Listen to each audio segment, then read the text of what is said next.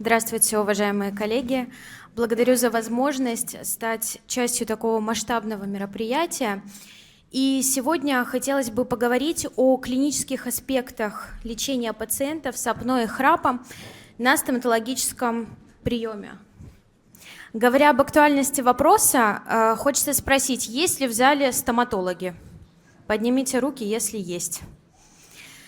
И вот это является масштабной проблемой, поскольку решение лечения храпа и синдрома обструктивного апноэ сна требует междисциплинарного подхода и зачастую участия также врачей-стоматологов и челюстно-лицевых хирургов. Здесь представлена таблица аппаратов, которые используются во всем мире.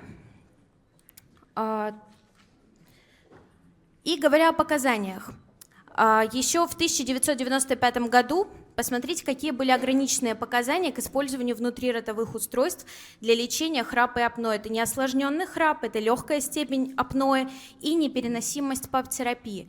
И в 2006 году устройство, выдвигающее нижнюю челюсть, становится терапией первой линии при лечении неосложненного храпа, при лечении легкой степени апноэ и непереносимости ПАП-терапии.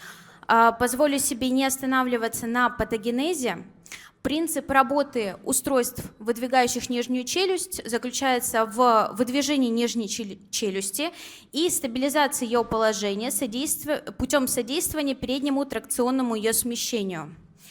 Эффективность внутриротовых устройств заключается в снижении сонливости, в использовании в качестве аппаратов, которые помогают людям улучшить качество жизни. Показания для применения данных устройств.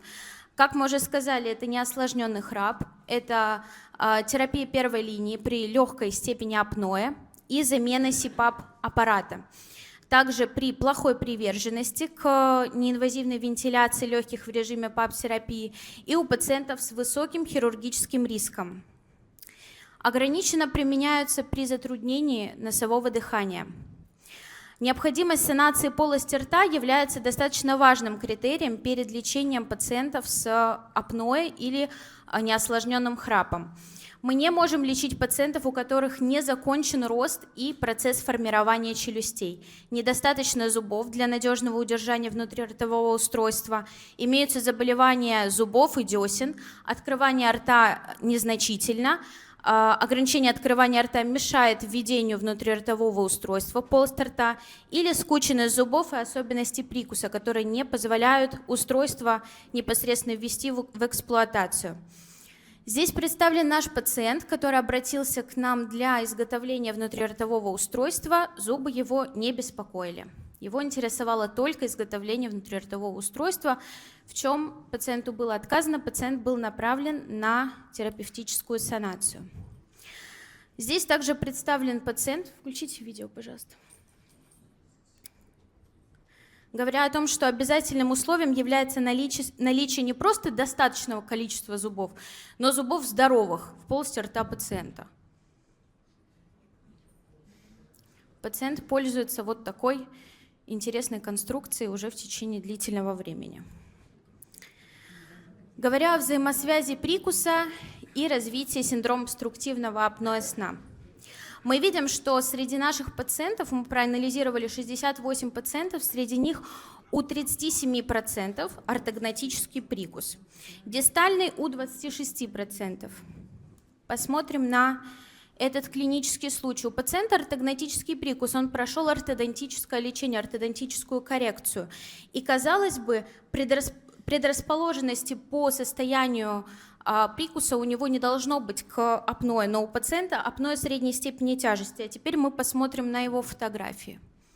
Пациент отказался от хирургической ортогнатической коррекции позиции нижней челюсти, поэтому пациент страдает синдромом обструктивного апноэ сна, и в данном случае внутриротовое устройство решило его проблему. Также говоря о том, что позиция нижней челюсти не обязательно является показателем того, что у пациента нет синдрома обструктивного апноэ сна. У данного пациента тяжелая степень апноэ, и мы ему изготовили внутриротовое устройство. Для фиксации стоматологического аппарата необходимо как минимум 6 зубов на каждой из челюстей. И стоит заметить прямую связь между синдромом обструктивного апноэ сна и заболеваниями пародонта. Они влияют напрямую друг на друга таким образом, что синдром обструктивного апноэ сна, вызывая гипоксию, провоцирует ухудшение состояния пародонта, а заболевание пародонта за счет провоспалительных цитокинов провоцирует системное воспаление и таким образом влияет на синдром обструктивного апноэ сна. Говоря о макрогласии, что врач-стоматолог может заметить на своем приеме, макрогласия может быть как причиной, так и следствием синдрома обструктивного апноэ сна. В качестве причины это смещение языка в результате снижения тонуса мышц во время сна. И следствие гипоксия, и за счет этого возникает отек и увеличивается объем языка. Установлена прямая связь бруксизма и синдрома обструктивного апноэ сна, и описаны два важных патогенеза. Бруксизм как ответ на микропробуждение возникает и как компенсаторный механизм, когда пациент пытается удержать нижнюю челюсть в правильной позиции для того, чтобы она не западала во время сна.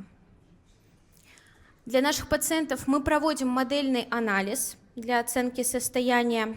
Также проводим профилометрический анализ. Цефалометрический анализ здесь представлен.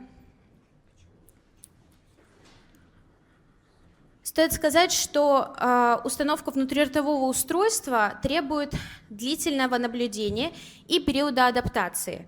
И адаптацию можно сравнить с 3 фазами адаптации к зубному протезу по Курлянскому. Пациент получает внутриротовое устройство, и в течение 7 дней он адаптируется к новому положению нижней челюсти. Далее происходит активация внутриротового устройства до степени достижения эффекта. И пациенты находятся на постоянном динамическом наблюдении и на контроле. Вот такие отчеты нам присылают пациенты. Также пациенты проходят контроль у врача-отоларинголога. Здесь мы видим пациента, который обратился к нам с средней степенью тяжести апноэ, 19,3 у него индекс. И вот пациент, получивший свое внутриротовое устройство, индекс 0,5. Здесь также представлен один из наших клинических случаев. И самое главное – это ощущение сна. Вот пациент нам пишет: ощущение от сна другое, чувствую, что выспался. В заключение хотелось бы сказать, что самым важным в лечении является нахождение оптимальной степени выдвижения нижней челюсти, при которой пациент не будет испытывать дискомфорт, а храп и апноэ исчезнут или минимизируются. И окончательное расстояние смещения нижней челюсти представляет собой тонкий баланс между побочными эффектами и эффективностью. Спасибо за внимание.